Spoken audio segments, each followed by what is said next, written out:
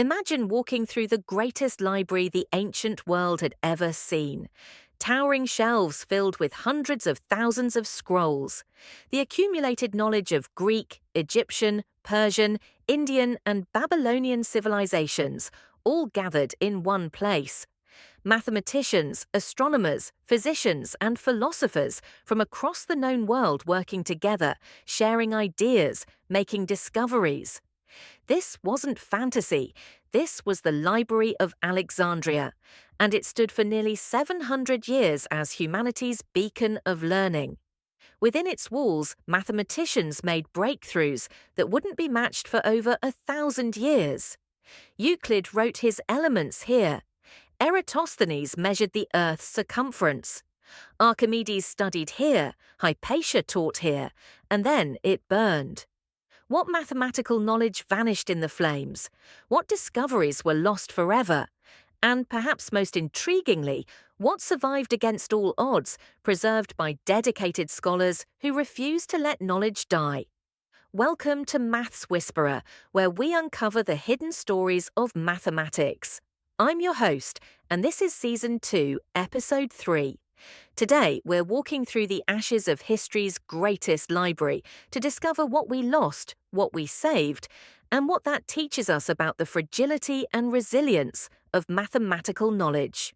The Library of Alexandria was founded around 300 BCE by Ptolemy I, one of Alexander the Great's generals who became ruler of Egypt after Alexander's death. Ptolemy understood something profound. Knowledge is power. Not just military power, but cultural, intellectual, and scientific power. He envisioned a library that would collect every book, every scroll, every piece of written knowledge in the world. And he had the resources to make it happen. Alexandria was one of the richest cities on Earth, a major trading hub where goods from Africa, Asia, and Europe converged. Ptolemy sent agents across the Mediterranean to purchase scrolls. He ordered that every ship entering Alexandria's harbour be searched for books. Any found would be copied by the library's scribes, though sometimes the library kept the originals and returned the copies to the owners. By some estimates, the library eventually held between 400,000 and 1 million scrolls. But the library wasn't just a warehouse for books, it was a research institution. Scholars from across the ancient world were invited to live and work there, funded by the Ptolemaic government. They received housing, food, tax exemptions, and most precious of all, time to think and study. The mathematical work that happened in Alexandria was extraordinary. Let me take you through some of the greatest achievements. Euclid arrived in Alexandria around 300 BCE and wrote his masterwork, The Elements. This wasn't just a math textbook, it was the foundation of geometry, logic, and mathematical proof for the next 2,000 years. Euclid took all the scattered geometric knowledge of the Greeks, Egyptians, and Babylonians and organized it into a systematic, logical framework. The elements began with simple definitions and axioms, self-evident truths. From these, Euclid built increasingly complex theorems, each proved rigorously from previous results. This axiomatic method became the model for all mathematics. Even today, when mathematicians say they're doing it the Euclidean way, they mean building a logical structure from basic principles.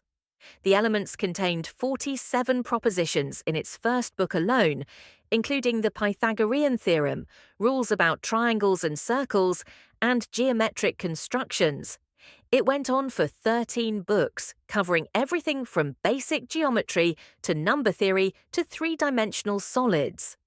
For 2 millennia, The Elements was the second most published book in Western civilization, after the Bible. Every educated person studied Euclid. Lincoln taught himself geometry from Euclid. Einstein studied Euclid as a child and later said it shaped his thinking. But here's what's haunting. Euclid's original manuscript is lost. Every copy we have is a copy of a copy of a copy, passed down through centuries. How much did we lose in the transmission? What brilliant insights existed in Euclid's original work that didn't survive the copying process? Then there was Eratosthenes, who became head librarian around 240 BCE.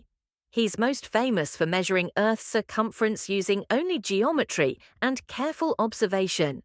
He noticed that at noon on the summer solstice, the sun was directly overhead in Syene, modern-day Aswan. But in Alexandria, 500 miles north, the sun cast a shadow at an angle of about 7 degrees. Using geometry and the distance between cities, Eratosthenes calculated Earth's circumference as about 25,000 miles. He was remarkably close to the actual value of 24,900 miles. This calculation was so good that it wouldn't be significantly improved for over 1,000 years. But Eratosthenes did far more. He invented a method for finding prime numbers called the sieve of Eratosthenes, still taught today. He created accurate maps. He proposed the concept of leap years. He calculated the tilt of Earth's axis. His complete works are lost. We know about his achievements only through fragments and references in other texts. Imagine what else he discovered that we'll never know about. Archimedes, though based in Syracuse, studied in Alexandria and maintained close ties with Alexandrian mathematicians. He discovered methods for calculating areas and volumes that anticipated integral calculus by nearly 2,000 years. He proved that the volume of a sphere is 2/3 the volume of the cylinder that contains it. He was so proud of this result that he requested it be engraved on his tombstone. Archimedes calculated pi to remarkable precision. He invented war machines that defended Syracuse from Roman attack. He understood the principle of buoyancy and levers. His work on floating bodies laid the foundation for fluid mechanics. Most of Archimedes' treatises are lost. In 1906, a palimpsest, a manuscript where the original text had been scraped off and overwritten, was discovered in Constantinople. Using modern imaging technology, scholars recovered an erased Archimedes text underneath medieval prayers. This single palimpsest revealed mathematical methods Archimedes had developed that we had no idea existed. How many other works vanished completely? Apollonius of Perga worked in Alexandria around 200 BCE. He wrote a treatise on conic sections, parabolas, ellipses, and hyperbolas that was so comprehensive it remained the definitive work for over 1,000 years. Books 5 through 7 of his 8-book series are lost, surviving only in Arabic translations. Conic sections weren't just abstract mathematics. 17 centuries later, Kepler discovered that planets orbit in ellipses. Galileo found that projectiles follow parabolic paths. The mathematics to describe these natural phenomena had been developed in ancient Alexandria, then nearly lost. Diophantus, who lived around 250 CE, wrote the Arithmetica, exploring what we now call Diophantine equations. His work was a precursor to algebra and number theory. Of the 13 books he wrote, only 6 survived in Greek. 4 more were discovered in Arabic translation in the 1970s. 3 are simply gone. One of Diophantus's problems inspired Pierre de Fermat in the 1600s to write his famous last theorem in the margin of his copy. That theorem wouldn't be proved until 1995. But without the surviving fragments of Diophantus, Fermat might never have posed the question. And then there was Hypatia, the last great Alexandrian mathematician who lived around 400 CE. She was a philosopher, astronomer, and mathematician who taught and wrote commentaries on earlier works. She improved Diophantus's algebraic methods and wrote commentaries on Apollonius's conic sections. In 415 CE, Hypatia was murdered by a mob, a victim of political and religious violence. Every single one of her writings was destroyed. We know she was brilliant only because her students and contemporaries wrote about her. Her mathematical contributions are lost forever. The destruction of the Library of Alexandria wasn't a single dramatic burning. It happened gradually, through multiple disasters over centuries. The first major damage occurred in 48 BCE during Julius Caesar's civil war. Caesar was besieged in Alexandria and set fire to his own ships to prevent them from being captured. The fire spread to the waterfront and destroyed part of the library's collection. Ancient historians disagree on how much was lost. Some say the main library survived while a warehouse of scrolls burned. Others suggest greater damage. The library continued to function for centuries after this, though perhaps diminished. Various political upheavals, religious conflicts, and funding cuts took their toll. By the time of Hypatia in the early 400s CE, the library was a shadow of its former glory. The final destruction is uncertain.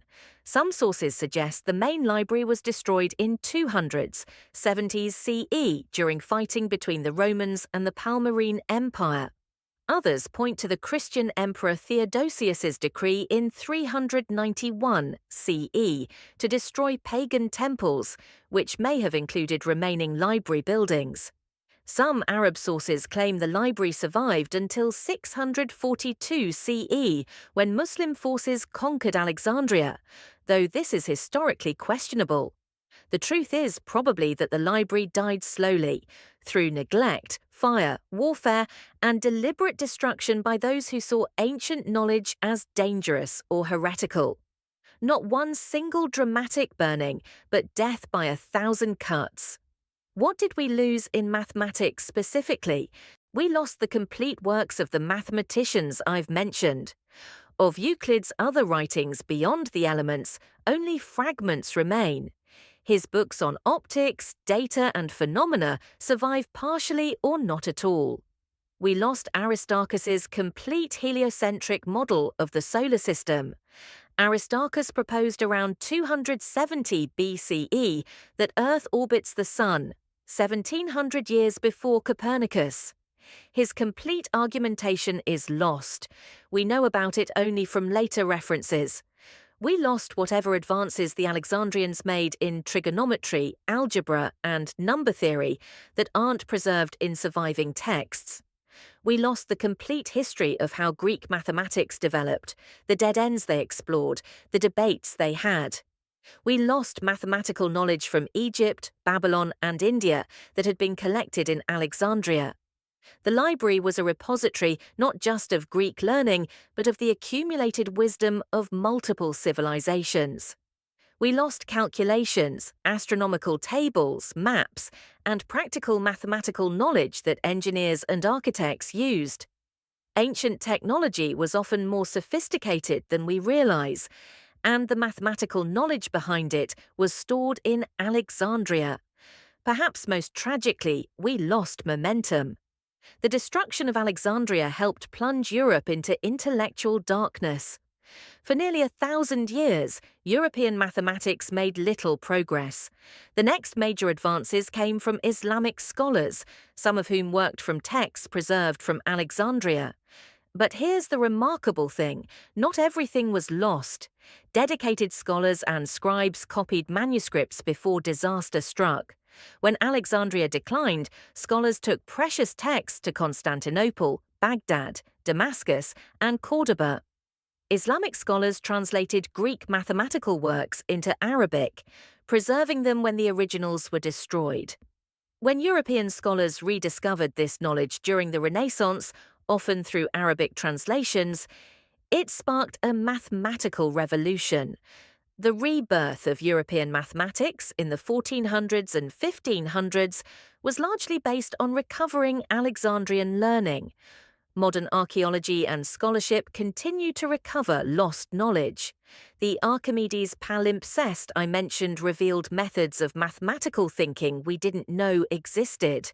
Advanced imaging technology reads charred scrolls from Herculaneum that have been unreadable for 2,000 years. In 2005, scholars discovered that earlier scholars had photographed fragments of mathematical texts before they were lost in World War II. By studying these old photographs, they've reconstructed parts of lost works. The story of Alexandria teaches us several profound lessons. First, knowledge is fragile. Every manuscript, every book, every digital file can be lost. Preservation requires active effort. We can't assume that important knowledge will automatically survive. Second, knowledge needs copying and spreading. The texts that survived Alexandria survived because they were copied many times and distributed widely. Single copies, no matter how carefully preserved, can be destroyed by accident or disaster. Third, translation preserves knowledge across cultural boundaries. Greek mathematical knowledge survived because Arabic scholars valued it enough to translate it. When European Christians saw Arabic learning as heretical, they nearly lost access to their own Greek heritage. Fourth, knowledge builds on knowledge. Every mathematical advance in Alexandria depended on earlier Babylonian, Egyptian, and Greek work. When we lose foundational texts, we lose the ability to understand how knowledge developed. Fifth, recovery is possible. Even after centuries of loss, dedicated scholars can recover fragments, reconstruct arguments, and rediscover lost knowledge. The effort is worthwhile. Today, we face similar challenges. Digital knowledge is perhaps even more fragile than ancient scrolls. File formats become obsolete. Websites disappear, servers crash. How much contemporary mathematical knowledge exists only in digital form, vulnerable to the modern equivalents of fire and flood? Libraries and archives work to preserve knowledge, but funding is always uncertain. How many modern equivalents of Hypatia's works are being created right now with no plan for long-term preservation? The lesson of Alexandria is urgent. We must actively preserve knowledge, distribute it widely, translate it across barriers, and never assume it will survive without effort. So next time you study Euclidean geometry, remember you're touching knowledge that almost died, but was saved by anonymous scribes who copied manuscripts by candlelight. When you use the Pythagorean theorem, remember it survived fire, war, religious persecution, and the collapse of civilizations to reach you. The mathematical knowledge we have today is a miracle of preservation, a gift from the past maintained by generations who valued knowledge enough to save it. And perhaps the most important question, what are we preserving for the future? What knowledge are we creating today that future mathematicians will desperately wish we had protected better? If you're fascinated by how knowledge survives across centuries and how mathematical ideas refuse to die, subscribe to MathsWhisperer. We're releasing daily episodes exploring mathematical thinking, ancient wisdom, and modern mysteries. Tomorrow, we're traveling to ancient China to discover the 9 chapters on the mathematical art, a mathematical textbook that predated European developments by over 1,000 years and solved problems the West wouldn't tackle for centuries. Hit subscribe, ring that bell, and comment. What mathematical knowledge do you think we should preserve for future generations?